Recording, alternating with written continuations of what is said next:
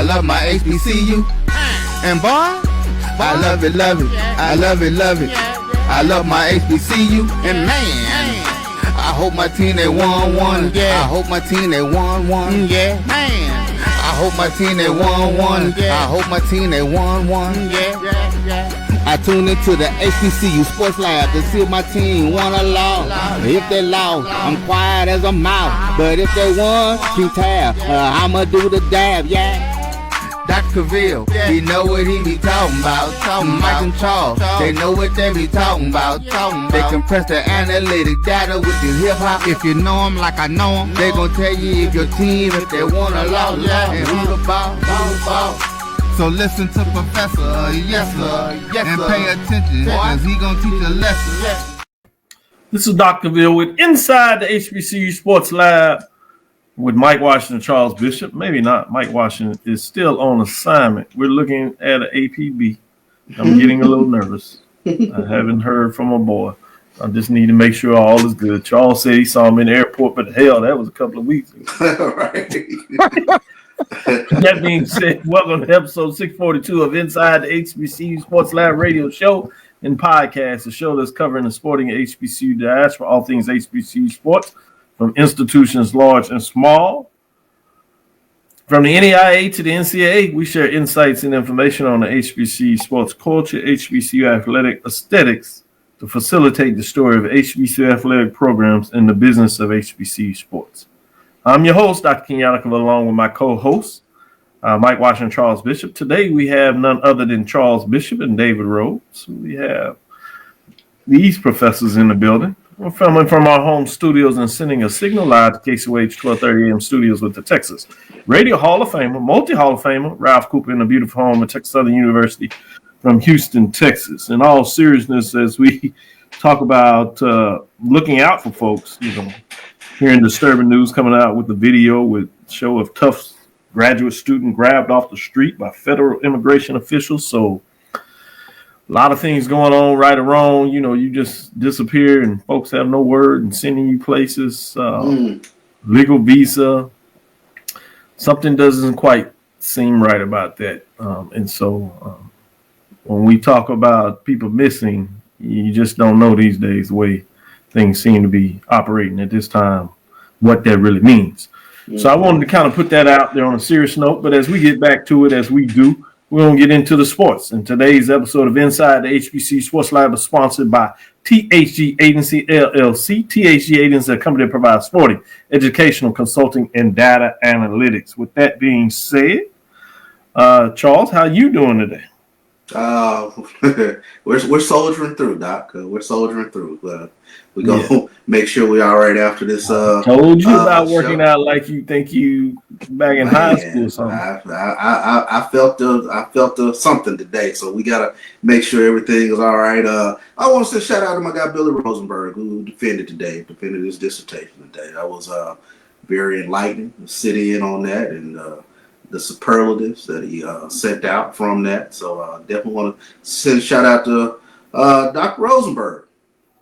Yep, he's a member of Kappa Alpha Psi. One of the mistakes he made that I reminded him all the time. But shout out, much love to the brothers of Kappa Alpha Psi. In all seriousness, we kid because we care, but can't anybody else talk about this? Whether it's the Omega Psi Phi, Phi Beta Sigma, and obviously the brothers for us, Charles, is Alpha Phi Alpha Fraternity Incorporated. We got Sigma in the building. Usually he's behind the scene producing, but we got one that's so talented he can be on the screen and produce. But I tell you, see, that's what we do.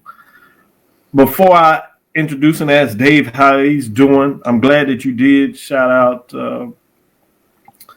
Billy Rosenberg, as I alluded to somewhat there. I've seen him since he was a freshman when he played football and later played basketball here at Texas Southern University, coming out of North Memphis, as they like to specifically say in those parts. So he came as an unpolished student, like a lot of us that go to HBCUs, whether we academically prepared or not, that wasn't a question, but just our ability to navigate this space. And like anybody that comes into college in many ways, you come in as a young man, certainly some people would say even a high school type student, where if you get an opportunity, and we like to believe that we certainly do that at HBCUs here at Texas Southern for sure, is allow students to mature, and come out men in terms of that. And he certainly has shown that in multiple ways. And now he has completed his dissertation defense, so he'll be known as Dr. Billy Rosenberg as he officially graduates this spring. Well, he'll be anointed with the tassels, as we like to say in those parts, hooded, appropriately looking in terms of his TAMs and all of that. So very proud of him. Shout out. I'll send him a little message and make sure he checks this out with all his committees doing a wonderful job. It's interesting to see people have that chance to matriculate, which is one of the things I love about being in the academy in terms of seeing that transition, particularly the academy associated with HBCU, and namely here at Texas Southern University. That being said, David, I see you're doing a good job. You're representing E&T with the bowling. As we announced Tuesday, added another championship to the ledger, particularly in the bowling side of things. But how are you doing today? Doing great, Doc. It's just been a crazy week already. Friday can't come soon enough. I will say that. It's been very fascinating what's been going on in my job this week. I respect that and certainly understand and imagine what that could be. Wishing the best for all those involved, seriousness. But with that being said, I'm going to stick with you so we can turn it to HBCU sports. What's on your mind from the HBCU sports perspective? I know you had the independent show yesterday. I'm sure y'all talked a little bit about Tennessee State's announcement. So now the John Merritt Classic will feature 2 first-year head coaches in that matchup. It will. I'm hoping I'm going to be able to get down there for that game. I already got my flights booked. This should be a fun time. I love going to Nashville. I would like to go there more often. So I'm looking forward to getting down there for that one. Say, man, don't be trying to recruit Tennessee State to the CAA. Talking about you like to go down there more often. No, I love the way you do that. That's pretty smooth. Listen, I love going to Nashville. Everybody else is asking for Tennessee State, it seems. SWAC, MEAC, fans. Right. So why don't? Look, listen. I don't see that happen. I got other schools on the list for Tennessee State. I don't see that happening, and then threw in a little bit of extra. Said, I have some other schools on the list. I got some others on the list. Man, you gonna turn the whole show into a whole different thing. I did that yesterday, and I saw how that went. Social media at flames, as if you dropping something. It comes over here. People gonna be like, "Well, Dr. Cavill said." No, I did not say that. That was Dave. I'll take all the heat. I have the type of job too. I take all the heat. That's what I do. They take all the heat. So you used to it, huh? Especially when I see you doing HBCU nightly. At times, you do have to take it. You give a little bit too, though. I have to. I have to. It's gonna be fun tonight on MD. I will say it's gonna be fun tonight on MD. Another one of your shows where y'all give each other heat for sure. Charles, absolutely. What's on your mind in terms of the news? Then I'll go back to Dave. Yeah, let's take a look at some MEAC weekly softball honors. I know with the MEAC, or MEAC. Hey, MEAC. We got a lot of. Not the first time people have tried to mess with it. I know. Well, let's take a look at the weekly softball honors in the MEAC. As North Carolina Central's junior Micaiah Graves has been named the MEAC Softball Player of the Week, and Morgan State teammates Olivia Garner and Victoria Fletcher were named the Rookie and Pitcher of the Week, respectively. Let's take a look at their accolades. As Micaiah Graves, the junior utility infielder, recorded a .533 batting average, going 8 for 15 at the plate, hit 3 doubles and a home run with 4 runs scored and 8 RBIs in a 2-2 week for the Eagles against East Carolina. Graves went through 4 at the plate with a double and a home run in the game, driving in 5 RBIs and scoring twice. She added a double each in the first 2 games against Norfolk State and closed out the series with a game-winning walk-off. Take a look at Olivia Garner from Morgan State, freshman outfielder. She registered 5 runs on 5 hits and 17 at-bats while helping the Bears to a 4-1 week. Garner hit 1 double and 1 home run while driving in 3 RBIs, stealing 3 bases, and contributing 5 putouts. In the opening game against Maryland Eastern Shore, Garner hit .666 with 2 hits, including a double 2 runs and 2 RBIs and a stolen base. And finally, the pitcher of the week, Victoria Fletcher. She threw 16 1/3 over 3 games for the Bears en route to a 4-1 week for Morgan State. Fletcher collected a 3.48 ERA, surrendering just 6 earned runs on 13 hits. She went 2-1 in the circle with 19 strikeouts, including a career-high 12 in the series finale against Maryland Eastern Shore. And those are your MEAC softball players of the week. Big deal for the MEAC players of the week in softball. David, what's on your mind? I know I kind of pulled something out. I'm not sure if that was the direction you were going, so I'm going to let you go ahead and give what you wanted to give in terms of your HBCU news. I'm happy that Charles talked about the school down the road because I was really trying to skip that. But the tennis partners with Baltimore City Schools to launch tennis and financial literacy initiative from MEACsports.com. Coppin State University tennis program is proud to announce a groundbreaking partnership with Baltimore City Public Schools to introduce middle school students to the sport of tennis while equipping them with essential financial literacy skills. As part of the SY 24-25 middle school year 24-25 middle school athletics vendor partner program, Coppin State University Tennis will host 2 one-day clinics, one on April 1st and one on May 1st at the university's newly renovated tennis courts and physical education complex. Each clinic will engage 50 middle school students in a dynamic mix of on-court tennis instruction and an interactive financial literacy workshop led by Tracyology Jr. I think this is awesome. Like, to teach kids at that age, financial literacy is a beautiful thing to see. And it's progress from the standpoint of, like, a lot of folks, like, I went to school, I learned all my financial literacy from my grandmother. I knew how to balance a checkbook when I was like 10 from her, right? And you really don't get to learn that in school nowadays. So I think it's so important. Good stuff. Good call. Great information. How you mixed all that in together. With that being said, Charles, any last thing that you want to get out before we take this first break?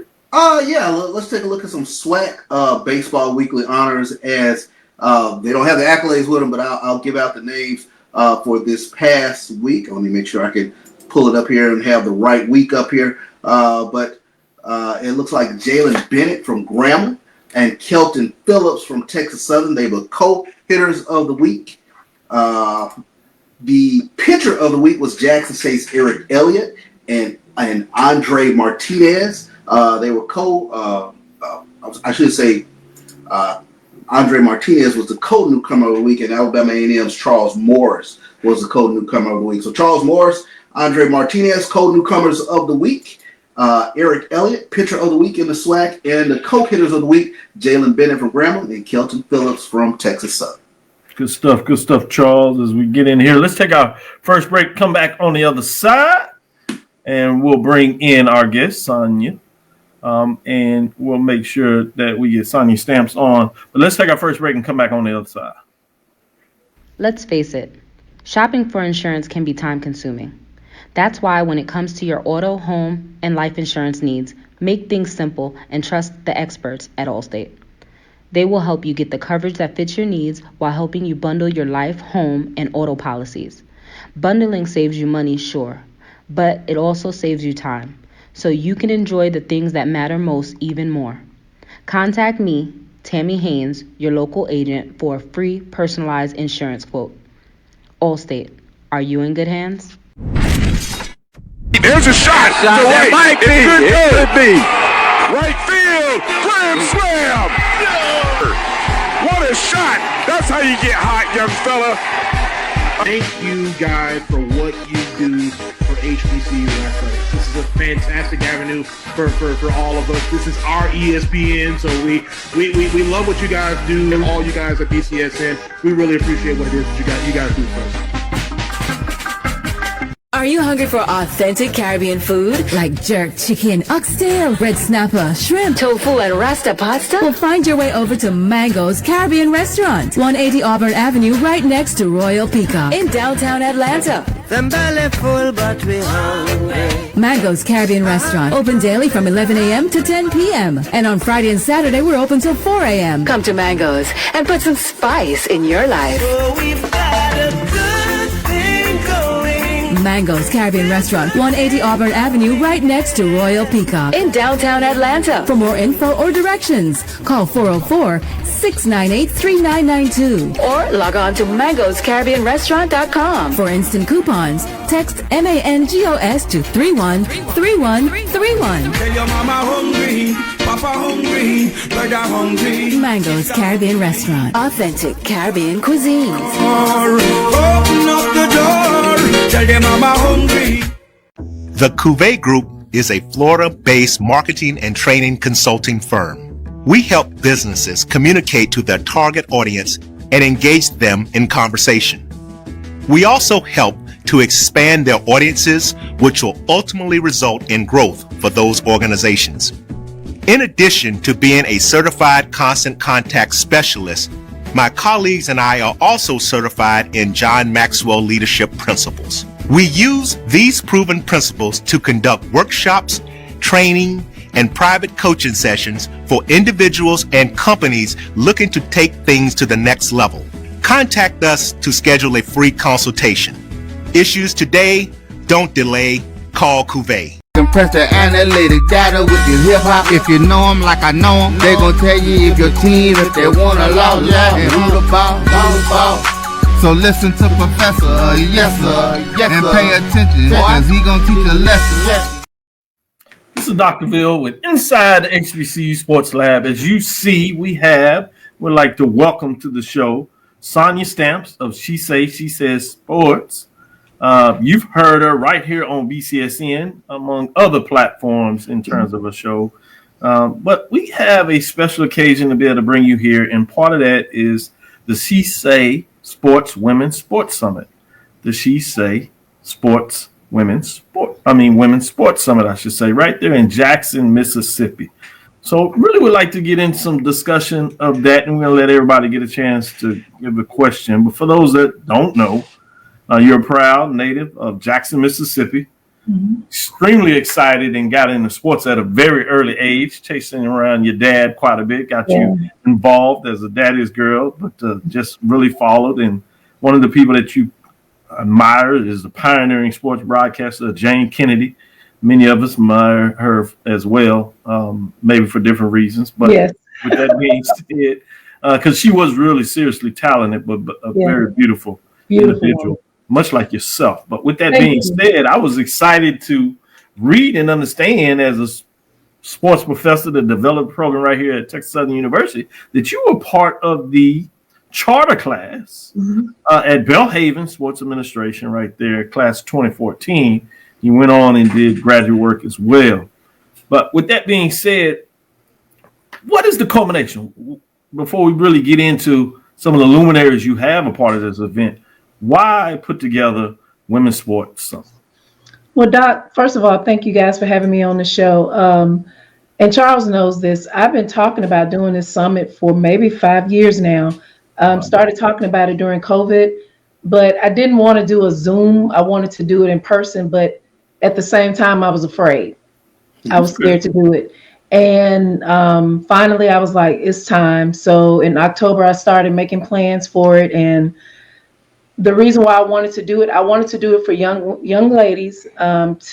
Everybody's not going to make it to the WNBA or whatever sport they're playing, whatever profession.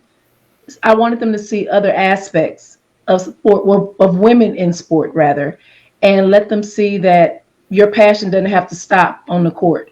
It can keep going in different areas. I love it. I love it. With that being said, entry fee of $25. It is at the. Well, it's actually free. It's free. I changed it to free. She waived the $25 fee, so that is significant. So we certainly want to make sure we get that out there, and certainly an opportunity for anybody that wants to attend, but particularly for young women and girls that want to understand more about sports and have probably the same or similar type of interest that you had at an early age. So the fact that you're giving back, I think, is significant.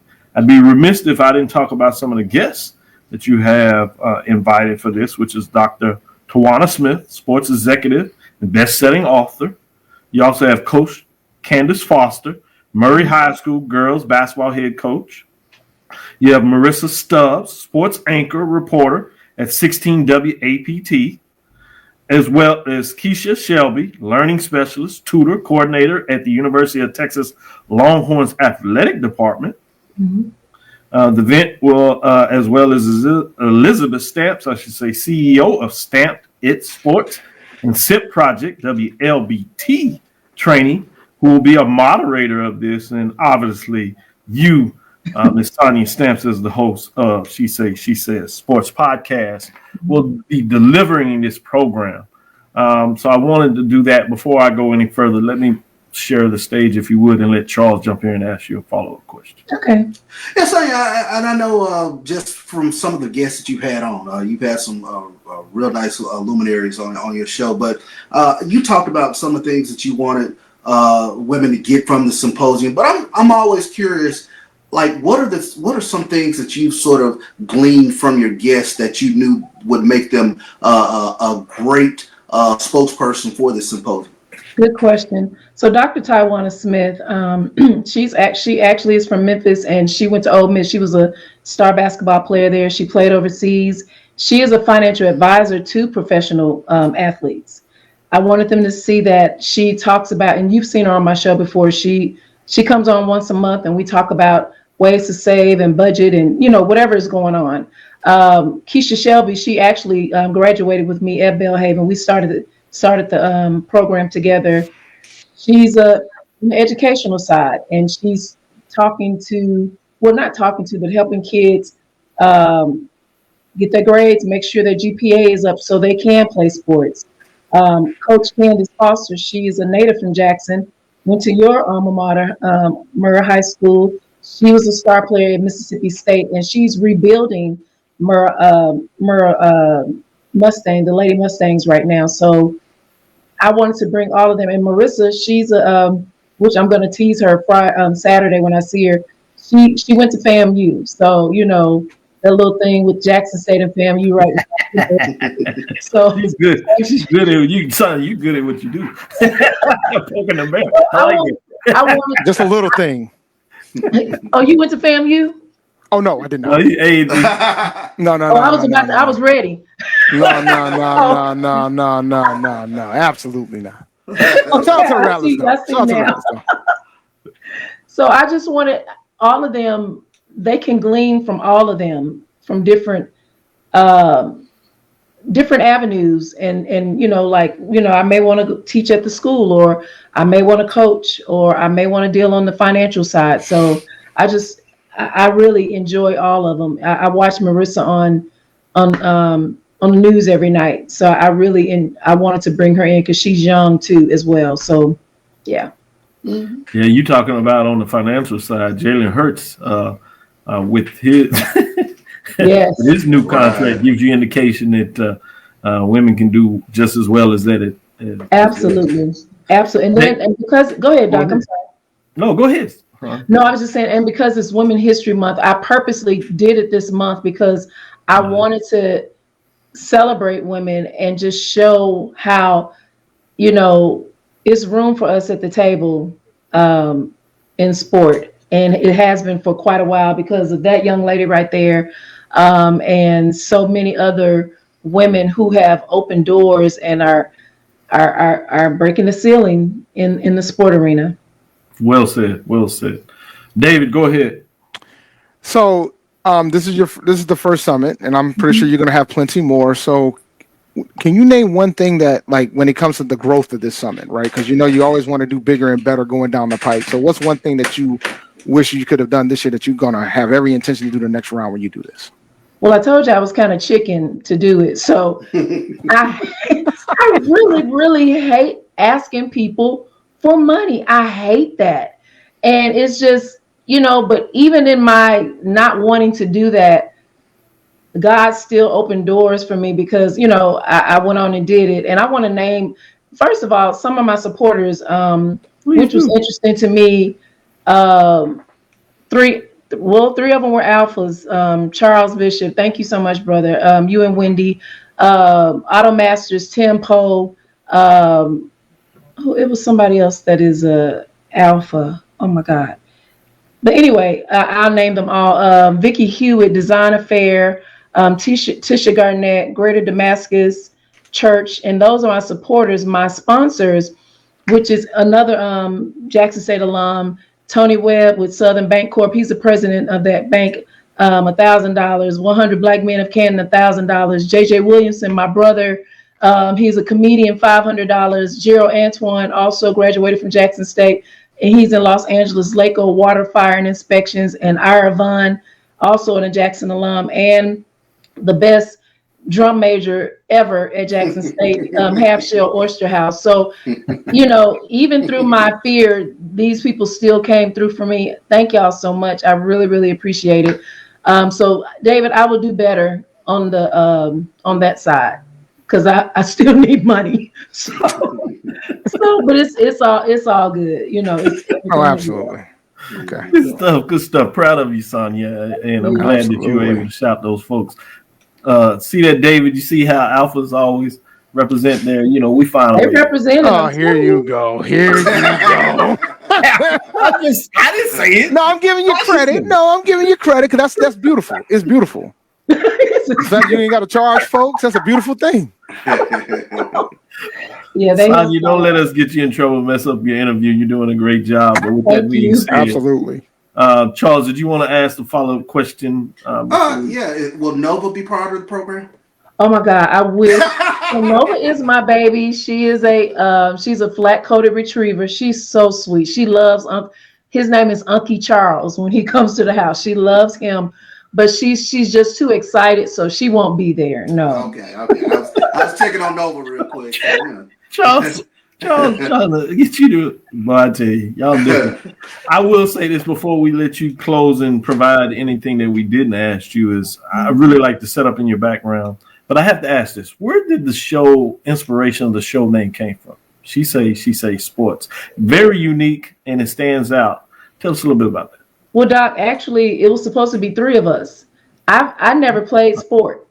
I started Jackson's first adult kickball league in 2012. That's the only sport I can play. So I love sport, but I'm not coordinated to play. You sound like me. So it was three ladies. I had one that was actually an athlete and another avid fan like myself. And one of my sport mentors, Wesley Peterson, was like, no, you need to do this alone. So it was She Say Sports because of them. And I didn't want to change the name. He tried to get me to change it, and I was like, no, that's the name. So I kept it. I like it. It makes sense. And it's still, as they were part of the courage and the creation of the founding, I'm glad that you put a piece of that to honor them, even though that they didn't move forward with the show. Right. With that being said, again, we're talking about She Say Sports, Women's Sports Summit. They're in Jackson, Mississippi. It's at the Mississippi Trade Mart.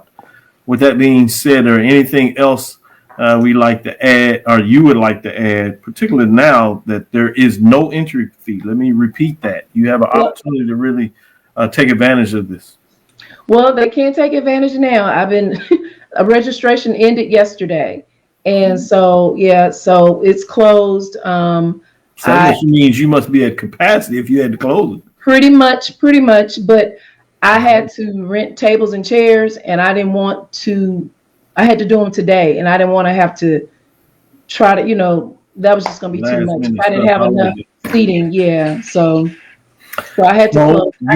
People will be able to find out about it and celebrate it. But this means next year when you do it again, people understand that the importance of registry for this event is at a high.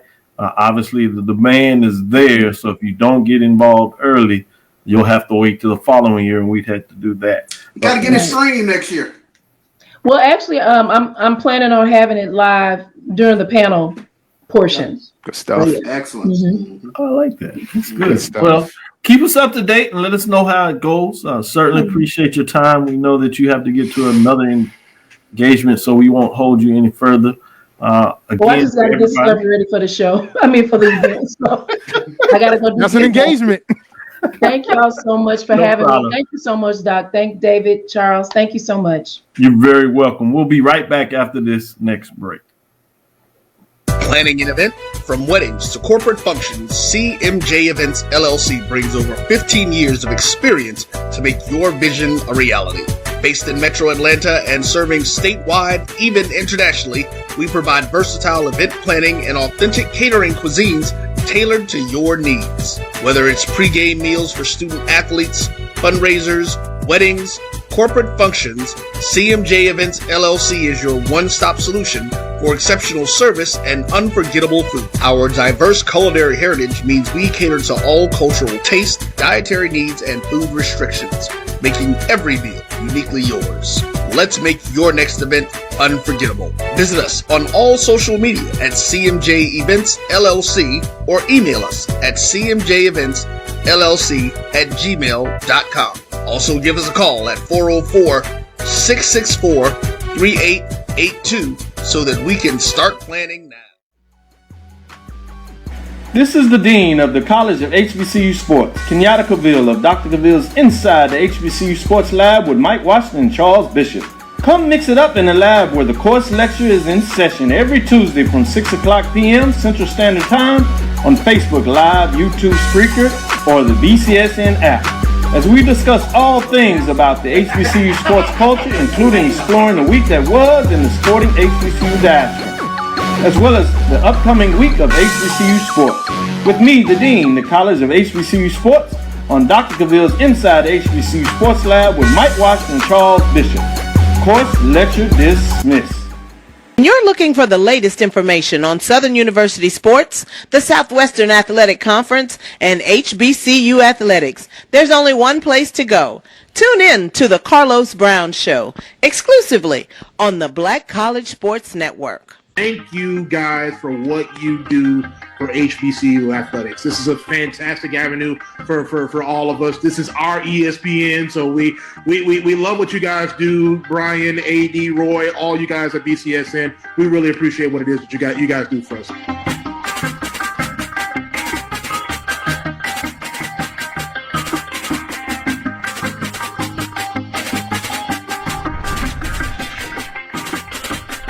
Press the analytic data with your hip hop. If you know them like I know them, they gon' tell you if your team, if they wanna lose, and who the ball.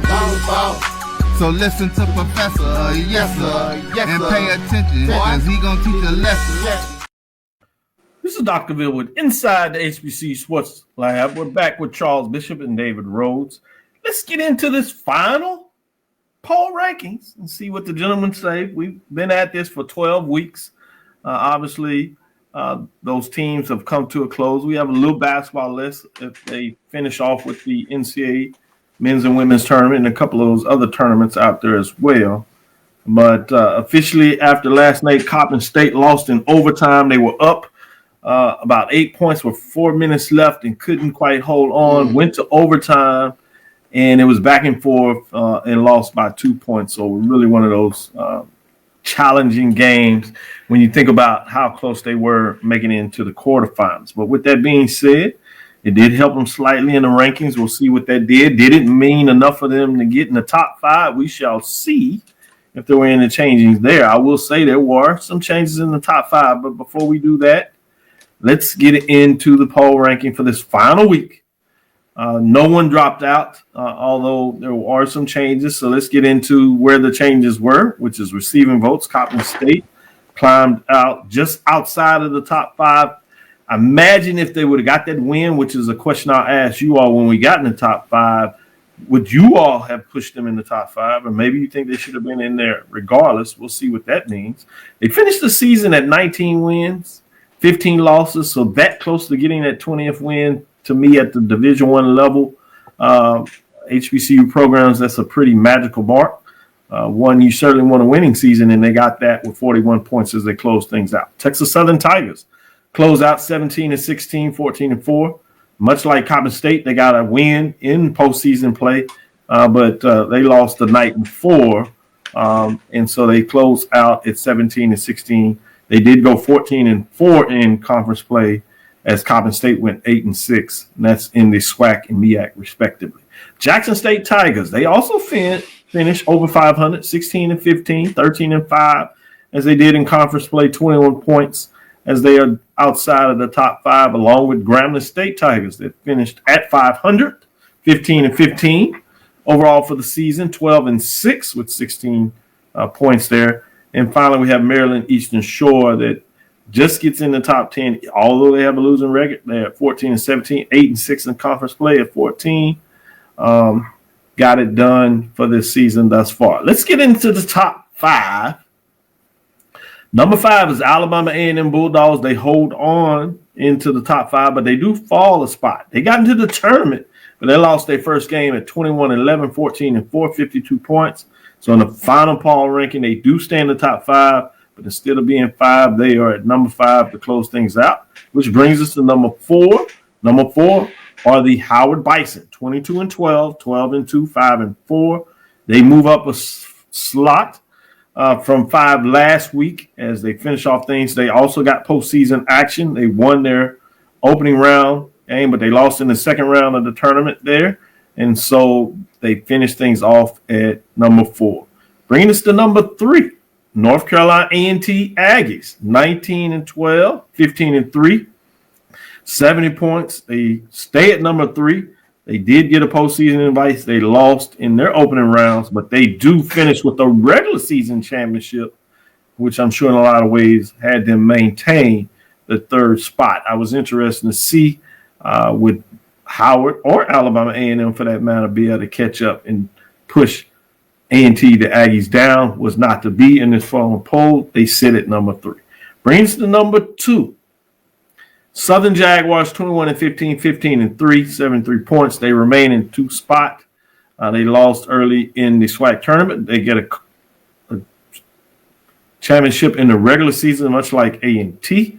They also get to 20 wins. They sit at number 2 in the rankings. They had the same conference record as A&T, but they got that elusive 20th victory. They also got a win in the tournament, opening things up in the NCAA tournament in that first 4. They get a historic win for the program, and they were able to parlay that. They did lose against number 16 in the next round, but they finished at number 2. At number 1, Norfolk State Spartans, 30-5, 14-0, undefeated slate in the conference of the MEAC. They get to the elusive 30 wins. They did so well that not only did a lot of people give them their accolades, but some other folks decided to look at their coach. He's now at Auburn. So we'll see, interesting, how this will shake up. Who will land their job? Can they maintain the legendary status of Norfolk State that has won 3 straight MEAC crowns? 2 of the last 3 years, they finished with a major division champion with us.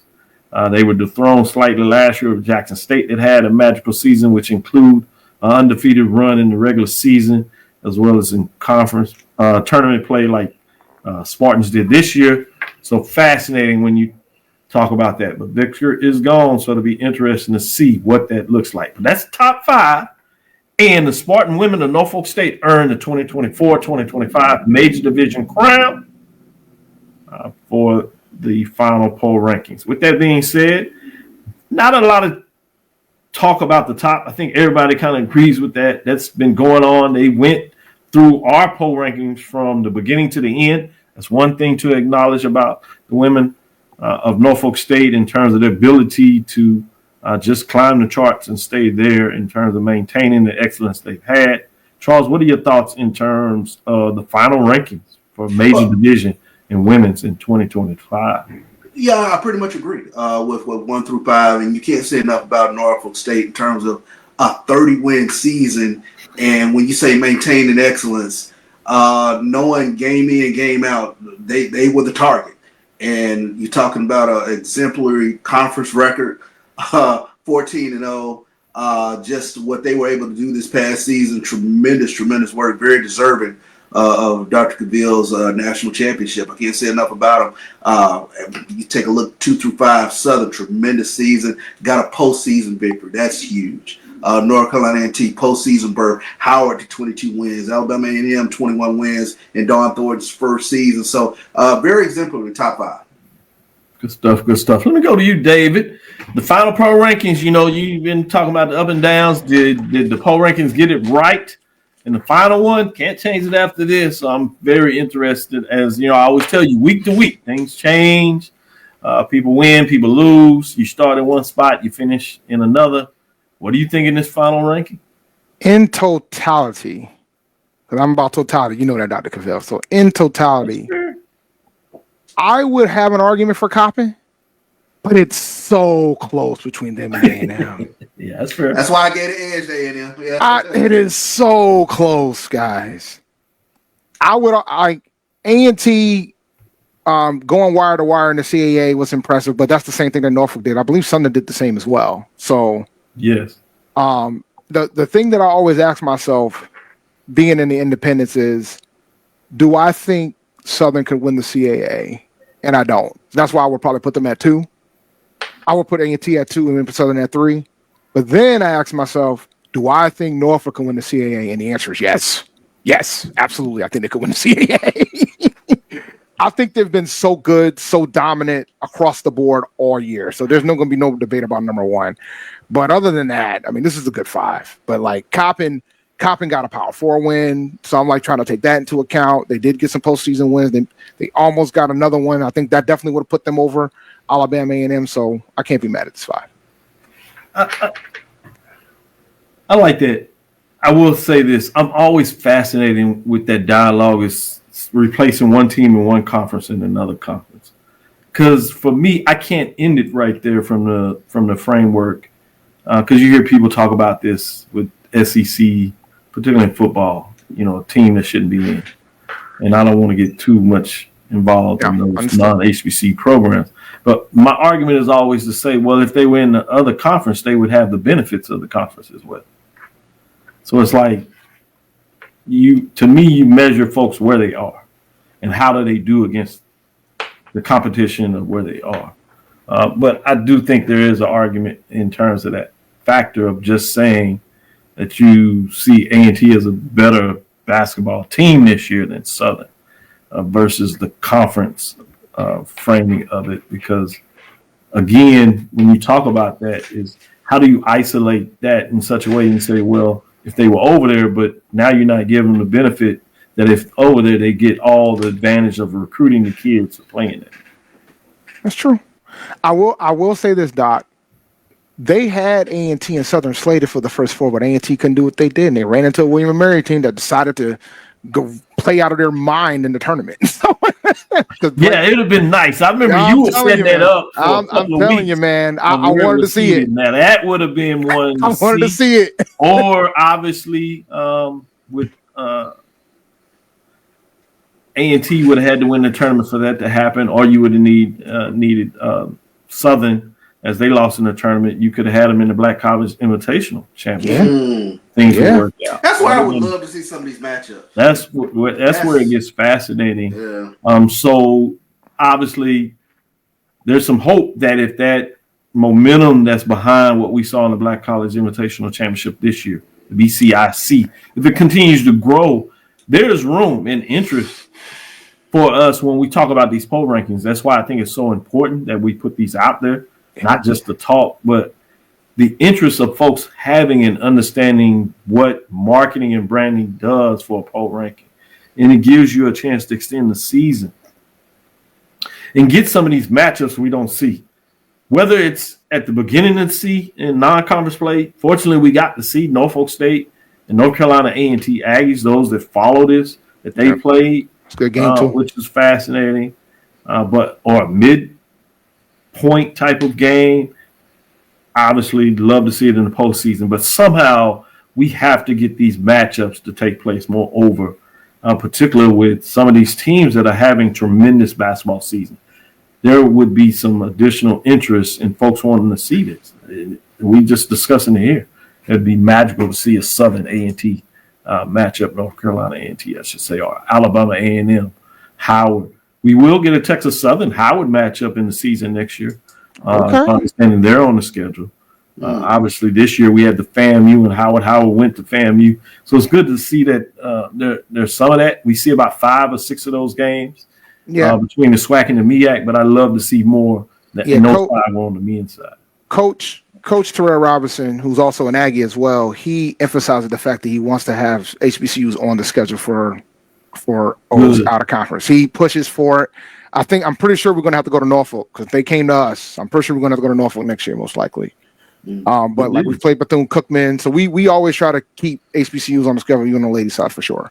So, good. We need more coaches to have. He talks about it. He wants it. He pushes for it. So, shout out to Texas Southern. Coach, she's out there. She's pushing for that. Howard's done it a couple of years ago. So those coaches that understand that, hopefully some administrators will support that. Obviously, we do understand that there's some funding involved, but there's a need if you're going to find a way to generate some additional interest, particularly if they continue with these Thursday night games, which I thought there's some way to get that going. The television opportunity that present when you stretch out the number of games. I think in this new marketplace, that's important. With that being said, let's take our last break. Before we go to break, I have a question about that. Overall, because this is the first season that the SWAC did the ladies having their own day. What are your thoughts on it? How did you guys feel about it? I know you guys got to go to some of those games this year. I'm glad you asked that question. Charles, I'll let you share your thoughts on that. I think it was a unique experience to highlight the ladies. I think it caught on during the course of the year. It's like most things. It takes fan bases a second to understand the importance or to understand, there's a Thursday night game. But I think once it caught on and people sort of, for lack of better words, sort of got in the groove of, okay, there's a Thursday night game to catch, it really picked up a little bit of steam during the course of the season. So that was the way I looked at it. And of course, we were broadcasting so on Thursday night. So you get a bit of a skewed perspective in terms of podcasting while the game is going on. But from just talking to people and kind of getting a gauge of how things were, it was new, it was different, but it was something they came to enjoy eventually. Excellent. For me, I thought it was wonderful. I've pushed for this quietly in the backdrop. My original thought was to stay with the double headers, but I had a scenario that would allow the conference to set up for Thursday, Saturday, and Monday games. For me, it was purely a business move in regards to providing more inventory for television as you come up negotiating games. It gives you a position to add a different marketplace in terms of inventory that you can share instead of just having your Saturday and Monday. So that was my thoughts about it. I didn't really think about isolating, and what we started marketing on here, branding on here, is a Thursday showcase for the women and then having the Monday showcase for the men. I liked it. Also, I thought there was a part of it that I'm not sure that people really realized kind of going in, but the fact that you had folks that could get in much early, whether it was your Thursday or Monday game, in terms of your fans, they got in, saw the excitement, and got back home, and were able to be prepared not to have such a late night, to be prepared for work the next day. So I thought a lot of those folks took advantage of it. You saw some kids that were able to get out to those games that would not have necessarily gone because of the lateness of the games. I must be frank, I did hear on the other side that there were some concerns by some administrators about the numbers early on in the season. But as I told everybody that when you isolate this, that it was going to put winning at a premium, which it certainly did. Those programs that had winning women's programs, they did not have a dip in attendance specifically. They actually had an increase in their attendance for the women, which is something I would like to see us look at more. Again, is to make sure, even if they decide to go in a direction, I don't know if 1 year is enough to get enough data points to really see what's going on. I hope they really consider that when I talk about the ADs. Coaches, I'm understanding they liked a lot about it. There might have been some that were kind of still on the fence. The men certainly liked it because it gave them a point where they understood when they were going to start their games on Monday versus kind of wait. I thought it allowed for better basketball for both men's and women's, separating like that, which I think is important. It allowed students to make sure we got them back on the road earlier instead of so late, which I think is something that was important. So for me, there were multiple factors that I saw just personally that I liked, also anecdotally that were good for me. Business-wise, I think it was a smart decision, and certainly in terms of safety for students. So I hope they continue it. It'll be interesting to see what they do in the offseason, but I appreciate you bringing that up, David, and allowing us to get in that talk since we're closing stuff up on the women's side. But those are some thoughts that I have that's out there. So I'm intrigued about following this and see what's next. I think y'all absolutely should continue it, man. I agree totally. As somebody that is in a conference where the ladies play on their separate days, Fridays and Sundays, and the men play on Thursdays and Saturdays, I think it's great. You get to have 4 games. So when you get the television deal, you have 4 days that you can watch sports potentially. Right now it's 3, but it could potentially be 4. So you can watch games. You have games to go to on different days. Good for the students. I love it. Yeah. Give you more talking points when you talk about trying to get folks into basketball. That's 3 days where you have games. As you talk about that, it's 4 days where you have games. I think all those things are important that people that may just get used to certain things, or all they look at is just the cost, versus understanding that there takes some investment before you're able to see some return, and it's not always immediate. That being said, let's take our last break. We'll come back on the other side, get into the poll ranking for the men, and see if we got any changes there, and certainly see what these two gentlemen think about the final poll ranking on the men's side.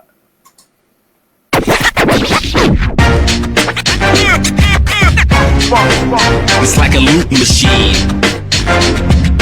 Going around town, people trying to get down.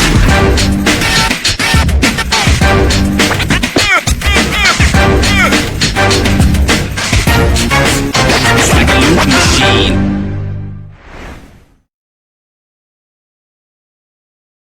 You're looking for the latest information on Southern University sports, the Southwestern Athletic Conference, and HBCU athletics. There's only one place to go.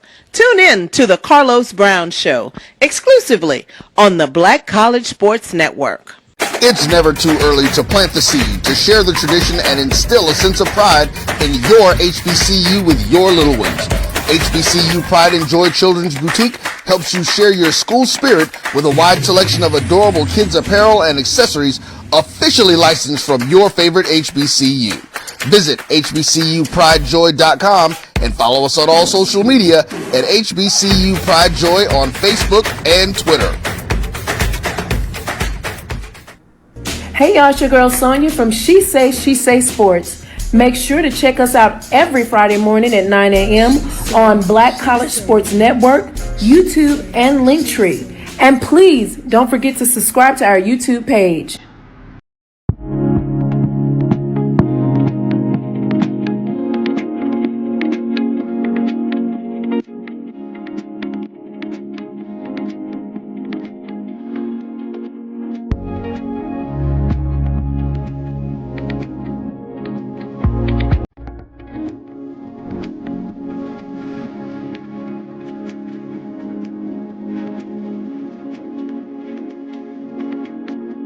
Compress the analytic data with your hip hop. If you know them like I know them, they gon' tell you if your team, if they wanna lose, and who the ball.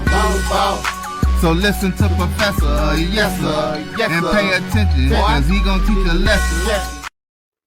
This is Dr. Bill with Inside the HBCU Sports Lab with Mike Washington and Charles Bishop. Mike Washington is out on assignment, so we have none other than David Rhodes getting in here and giving us some great content and actually driving the ship today. With that being said, let's get directly right into it. Look at the poll rankings. Those teams dropping out, there were not any, so we will move right into those receiving votes. Top 5 rankings here. Bethune-Cookman Wildcats finished with a winning season at 17-16, 13-5. Delaware State Hornets of the MEAC as Wildcats of Bethune-Cookman of the SWAC. The Hornets finished with a winning season at 16-14, 8-6, 48 points there. Jackson State Tigers, because such a tough non-conference schedule, Coach Mo has already said he's not doing that again. But they got it corrected in conference play at 14-4. Went on to have a great season where they ended up in the championship game where they weren't able quite to get it done. They lose to Alabama State, but Jackson State finishes 16-18, just outside of the top 5 with 29 points. Texas Southern Tigers, a down year for those Tigers fans out there, 15-17 overall, 12-6 in conference play. They were at the top quarter of the conference along with Jackson State, but they finished with 26 points. Alcorn State Braves, 11-21, 11-7 in conference play. Right there in the thick of things, they've lost their coach. Bussey has went on to Chicago State. So it'll be interesting to see who will the Braves land to take over their historic basketball program. And Bussey did leave with 2 regular season championships. So I'm fascinated to see what this means for the Braves. Let's get into the top 5 as we move things around here. Tennessee State Tigers finished with a winning record at 17-16, 12-8. That's coming out of OVC. They stay at their 5th spot as they were the week before. At number 4, Alabama State Hornets finished with 20-16, 12-6. Magical run for the Hornets. They win the championship game, as we said, against Jackson State, finished in the 5th spot in the regular season. They had that matchup with number 4. Texas Southern got it done and then got hot and ran through the tournament as they get a big win over Jackson State. They earned 1 first-place vote, 71 points. They stay at number 4. They got in the tournament, played in the first 4. They got their victory there. More money, as they say, for the conference. Just outside as they get to the 20-win mark. So I should say they're at 20-16, 12-6 is their actual record there. Let's go to number 3, the Southern Jaguars. They finish at 20-12, 15-3. 2 first-place votes, 88 points. They finish at number 3. At number 2, you have South Carolina State Bulldogs, 20-13, 11-3. 3 first-place votes, 4 first-place votes, I should say, 102 points at number 2. Before we get into number 1, and you probably know who that is now, as things do not change. We were this close, is my understanding I'm hearing now. We were this close to seeing a South Carolina State Bulldogs Southern Jaguars matchup in the BCIC this inaugural season. So keep your eyes on that. As both teams won the regular season. Obviously, South Carolina State had a co-champion in the MEAC. Southern won the SWAC outright. We had this close to 221 seasons, and we could have had the matchup to see who 2 and 3 actually were in terms of this, but it was not to be. So kudos to those coaches that supported the opportunity there, but things just didn't work out. Some of it is out of your control, as player empowerment is what it is. With that being said, number 1, as we celebrate Norfolk State Spartans 24-11, 11-3 as they get back into the championship seat, winning the regular season, a co-championship with South Carolina State, but winning the tournament. They faced and got a 16 seed. Coach Jones over there didn't really like that, but he did finish with 5 first-place votes. Excellent championship game in the MEAC for those that got to see that. That went down to the wire. But Norfolk State Spartans earned the 2024-2025 Major Division Championship. With that being said, David, I'm going to start with you in terms of the Final 5. Any concerns with the Final 5 here? No, I actually like the 5. It's fascinating from the standpoint of we give more credence to the regular season championship, which I think you should.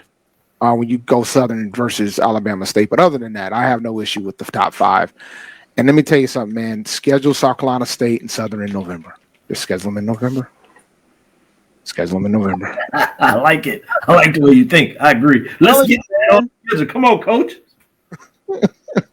Charles, what are your thoughts?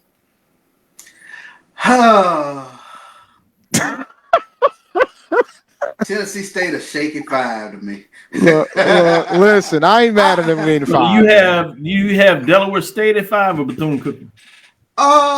Actually, Tennessee State, from a Ken Palm perspective, is rated a little bit higher than both of them, but they're below Jackson State. Do you put Jackson State in number 5? No, I'm not rolling. I'm not saying I put them at 5, but that's a shaky 5. I mean, eyeball test. Jackson State, Bethune-Cookman. I watched Tennessee State. I don't know. Jackson State, listen, man. We had a 4. Look, we had a 4 for the BCIC. I kept saying, call Tennessee State, call them. Yeah, They were interested. Some things are out of their control. I will say that they did reach out to Tennessee State. Credit to the coach, AD. They were interested. Things were working out, and I will say that it was out of their control in terms of a decision being made. And maybe that's some of the things that are going on at Tennessee State outside of athletics, and it certainly wasn't on the BCIS side. So I do want to give out some credit to a lot of these programs. Alabama State, if they didn't win things, they had a serious interest in looking at the BCIC. Mm-hmm. So while things didn't work out, it wasn't necessarily that the ADs or the coaches did not have interest. So I'm glad to see that things maybe get in a position where things go early with that. So fascinating to kind of talk about that. But before we close up, I got to look a little bit at this Tennessee schedule as Charles brought it up. So I'm look at this as you're cracking up. I want to hear what people are telling you. You'd be surprised. You did have the Alabama A&M Tennessee State matchup. A&M won at home 81-71. So that's one where you did have them match up. They also had the Howard matchup. And the Howard dominated the SWAC. In terms of non-conference games, we had 5 or 6 of those matchups. I think the MEAC went 5-6. The only win was Bethune-Cookman, and that was over. Matchup, South Carolina State there, which ended up being a really good win. But you have Howard beating Tennessee State. That was in Atlanta for a classic there. The HBC All-Star Challenge. Howard won 88-84. That was an overtime game. So, Charles, does that shake you up one way or the other? No, yeah, he does. He ain't shook no more. Right. That strengthens the hand. That makes Tennessee State that much more shaky. So that's what I was wondering. Which way does that point? I wanted to give you full credit. I'm not saying that you were wrong or right. I just wanted to put it out there so folks understand that we do look at all these matchups in terms of HBCU programs. I'm fascinating. To me, clearly the MEAC was stronger than the SWAC. So if that's the case, maybe you're pushing Delaware State up into the 5th spot over Tennessee State based on the additional information that you know now. They got an argument. That's a decent argument. I know going into that, I was looking, and I was like, okay, Bethune-Cookman, Jackson State, they're tougher, physically tougher teams. And Jackson State beat Bethune-Cookman all 3 times this past season. So it's like I'm fighting it out with those 3 teams, with Delaware State and Jackson State. They're at number 5. Well, I tell you, see, Mr. King loves the poll, so Mr. King approves. I appreciate it. South Carolina State, as I said, they beat Alabama A&M. That was an 82-70 win in terms of that matchup. So things went on there.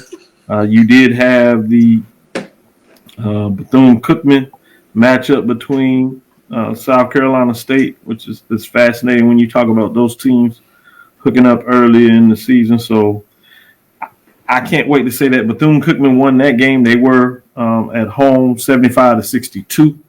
So those are some of your matchups in terms of what that looks like. Give you some kudos there. Any final thoughts there, Charles, as you smiling to have your last say in terms of you want to drop Tennessee State? Is this some of this Tennessee State, Jackson State stuff? It might be. It's very possible. I'm trying not for it to be so Tennessee State, Jackson State. I just asked, I wanted to clear that everybody know that there's no biasness here before you. No, I mean, and I think the only thing hurting Jackson State is that 16-18 overall record. Yeah, I mentioned they're not gonna do that anymore. But I think 14-4 was really impressive in the SWAC this past season. I thought the SWAC was a hell of a league. I mean, I think it was a hell of a league. I just didn't like the fact that when they had a chance to go with the MEAC, that you went 1-5 against the MEAC. That's major, man. The year before, the SWAC actually had a winning record. It was a 1 or 2 game record over 5-6 games. Also, SWAC had a winning record, which surprised a lot of folks over the MEAC. And so that's where I get into it when you start looking at those kind of matchups. It's important to me. But this is another case where I think it's important from a market.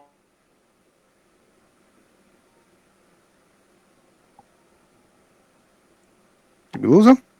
I think we lost him. Yeah, we lost him. Yeah. Nah, I think he was making a point from a marketing perspective. It would be tremendous to see some of these matchups, especially postseason day.